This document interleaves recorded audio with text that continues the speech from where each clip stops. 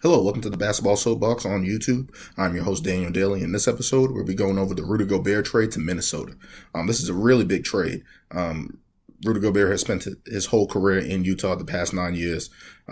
Three-time All-NBA All-Star, four-time All-NBA, six-time All-Defensive Team, three-time Defensive Player of the Year.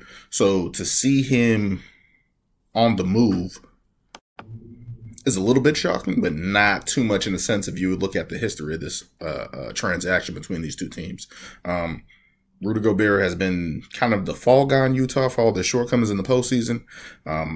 Not having a real offensive game, having trouble guarding on the perimeter, being exploited in the fourth quarter against these teams, against Utah and Houston the past couple of years. And I don't think that's all on him. I think there's a lot that goes into that. It's difficult to guard as a big man if you get switched out there. That's tough for any big man. So for him getting the blame for that, I don't think that's right. I think that falls a little bit on Mike Conley and Donovan Mitchell. Donovan Mitchell especially at times not being in there defensively, not being all there up here defensively. So for that to fall on Rudy Gobert because they get switched out, I don't think that's right. I just don't think that's right for him. But in terms, you kind of figured that Rudy would be on the move. There was rumors about Toronto and Chicago being interested, but he ends up in Minnesota. It's a swing for a defensive move for Minnesota to give up that many assets for Rudy Gobert. But is it necessary? People are saying no because Rudy's shortcomings in the past. But he's going to be automatically wanted in Minnesota. Let's think about this. Minnesota isn't a big target for free agents. They have a guy that's already underneath the max deal. He comes in and slides in the center spot right behind Karl Anthony Towns. Minnesota has been looking for a center to pair with Towns there to have and that's a big front court. Let's not ignore that. That is a big front court in the modern NBA. We've seen it with Jared Allen and Evan Mobley and in Cleveland, Jaren Jackson Jr. and Steven Adams down in Memphis. So we have seen variations of this actually work in the NBA this past season in small market teams. So it's not out of the norm. How they fit, we're going to see. Automatically, the defense goes up at least a little bit. I think Minnesota has been bottom 5 in defense for the past couple of years since Tibbs left. So it's definitely a need and a necessary want for this team that has been a hole there for a while now. And Karl Anthony Towns, while he's a shot blocker and gets blocks, him being the big man and the anchor, your defense is probably not what you want at this point. So you're getting a guy that's already a 3-time Defensive Player of the Year. This guy knows how to guard the basket. All the analytic guys will say the metrics are there. That's fine. But how is he going to fit with Karl Anthony Towns? I think it's going to be a solid fit for right now. They're committing a lot of money to that front court.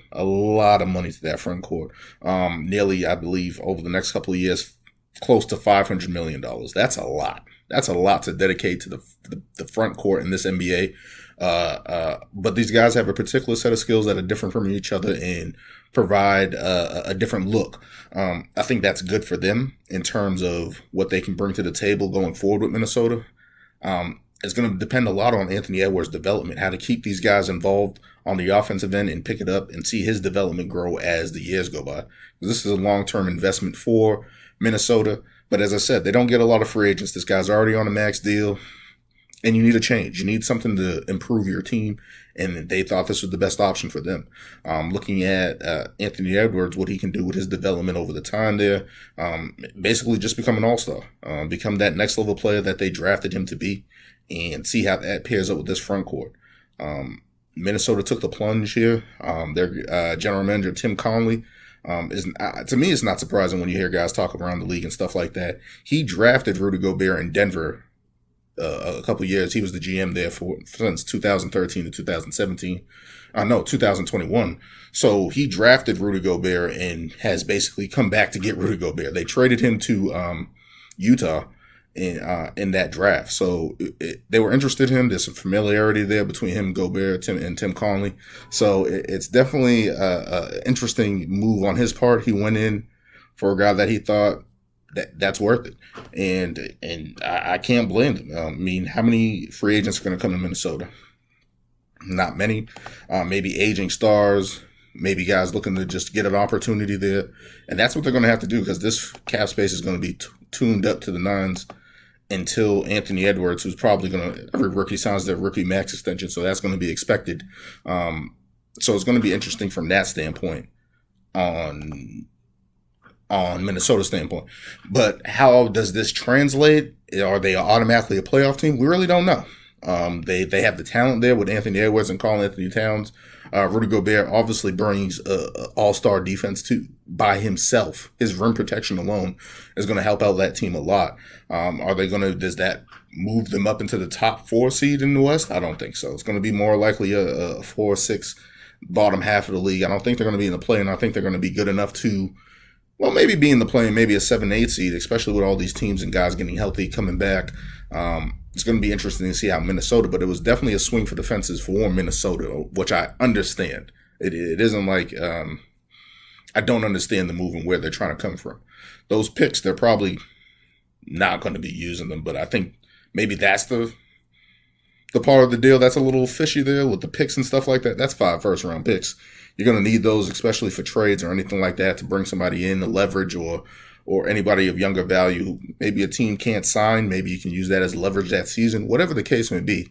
I did think that was a lot of draft picks for I understand it, but all those picks, you want to keep those first rounders in certain circumstances to make moves or just draft or bring young talent in. But they're obviously going win now mode, playoff mode now, and trying to keep up with that consistency there that they had last season, which is going to be interesting to see. Now, let's look at this from the Utah Jazz perspective. This is a big-time trade for the Utah Jazz. They're moving on from Rudy Gobert. This guy has been a stalwart for them for 9 years. So for them to move on from him, it seems like there's going to be a rebuilding there in Utah. They still have Donovan Mitchell on board. And basically, they're going to try to build around him. That's what they said. They're going to try to build around him. And I don't see how this is a lose-lose for the Utah Jazz. I think it's a win-win, honestly. Danny Ainge there making a big splash there as a big trade happened. So for them to get all those picks, it gives them flexibility now to build around Donovan Mitchell. You can include those picks in trades. Maybe lure a free agent in that wants to get out of their destination and pair with Donovan Mitchell. So there's options there. So they have leverage there. If Donovan Mitchell wants out, they can get more assets, which is probably better for Utah to get more assets and rebuild at this point in time, in my opinion, because I just don't know what player is going to want to go to Utah at this point in time. But it isn't like it's not possible. So for them to do that, I think it gives them a lot of flexibility there to basically have it their way either way. If Donovan Mitchell wants to stay, that's great for them. Having a young star like that who's an all-star, a proven player in the league, and can he take that next leap to superstardom? We're waiting to see that.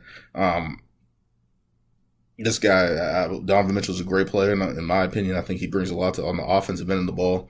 And to see if you can build around him is going to be interesting to see if they can do that. But if he wants out in maybe a year or two, the All-Star game is here. I think he wants to represent Utah, be a leader of a franchise, and do that. Could he potentially axe out a year or two down the line? Of course. We've seen that happen. But in terms of what Utah can do, they can trade him, build his resume, and get more assets. Get more leverage out there in the draft.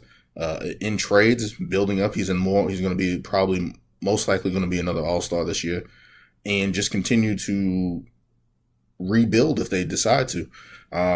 They still have Mike Conley on the roster for this year and next year, so that's going to be an expiring contract. So basically moving Rudy Gobert's contract, a max that he signed just a couple years ago, and now getting all this cap space potentially for a rebuild. That's what you want if you're a rebuilding team. We've seen this with Oklahoma City.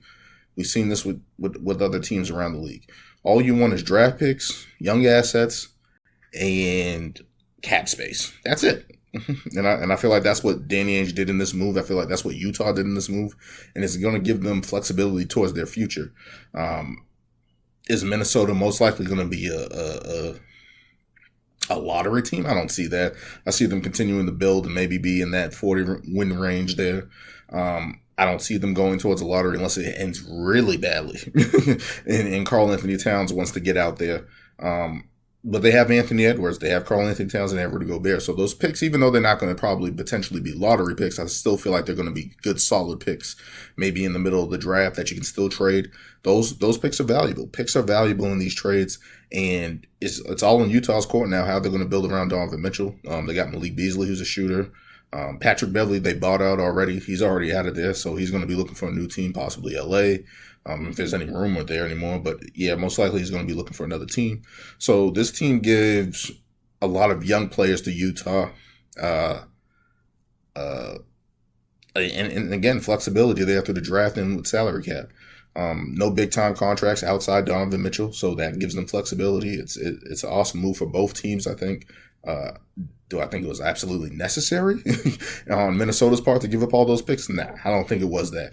Maybe 3 first-rounders. I don't see anybody offering 4 first-rounders for Rudy Gobert, especially when they get to playoffs. Maybe a younger team probably would have did that, and just to get a star on their team, a defensive player of the year on their team. That's kind of like what Minnesota did, but I feel like this is a necessary move for both teams because you gotta try to maximize Karl Anthony Towns while he's there. You gotta try to maximize Anthony Edwards while he's going to come into his prime. So to swing for the fences for Rudy Gobert, a lot of people are questioning the move, but I see it working for both sides here, where it provides both teams what they want.